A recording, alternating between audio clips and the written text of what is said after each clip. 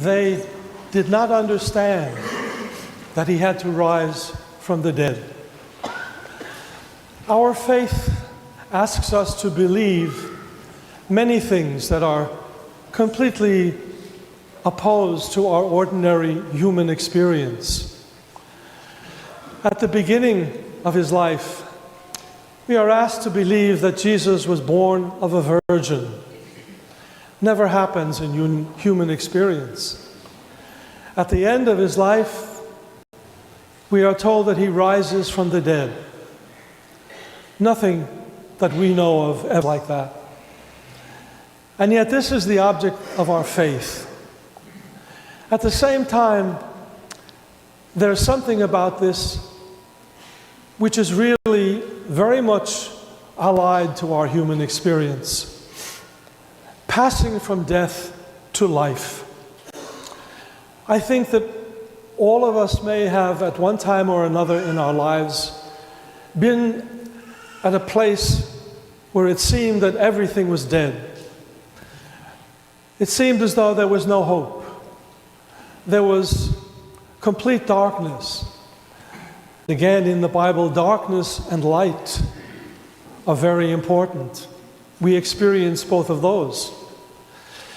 Last evening, when we lit the Easter candle, standing here at the podium, the symbol of the risen Christ, we heard the first pages of the Bible. God created the heavens and the earth, and there was darkness over the face of the void, the emptiness. And then God said, "Let there be light." Before anything else was created, before the sun and moon and stars, God created light.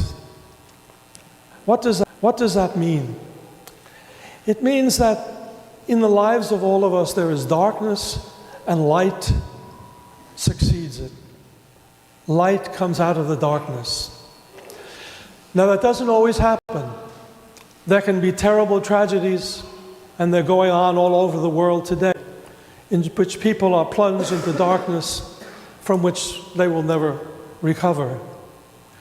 Immigrants, refugees, people who lose their lives trying to find freedom and security.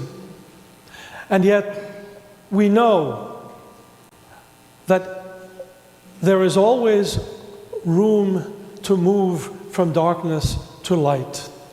We believe that, and often we experience it as well. And so this feast comes to us today to ask us to think more deeply about the path to life that all of us experience or may experience at some time or other. The resurrection of Jesus, as the opening prayer said, delivers us from the power of death, not from death itself. We all have to experience that. Jesus experienced that. He really died. He was really human. He was one of us. He had flesh and blood like all of us. And he died. But he passed from death to life.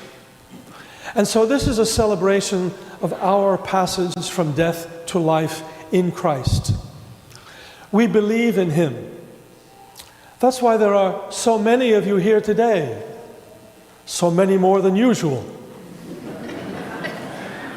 And you are welcome. We just hope we'll see more of you next Sunday. But what counts is you are here because something inside of you says, yes, I share in this resurrection from death into life. I need to celebrate the reality of God in my life. It may not happen every day, may not happen very often, but I celebrate the reality of God in my life. And I know that life will conquer. Life will overcome death. As the old Latin hymn says, life and death fought a duel in Christ. And Christ and life won. So we give thanks today in this Holy Eucharist. The word Eucharist, as you know, is a Greek word for thanksgiving. The highest form of worship that we have for God in our Catholic Christianity is the worship of God in thanksgiving. And so throughout our lives, the most important thing that can happen when we are in darkness, and it seems that the shadow of death, as the psalm says, though I walk through the valley of the shadow of death, fear no evil, for you are with me. We say that today as a community of faith. We know that God is with us.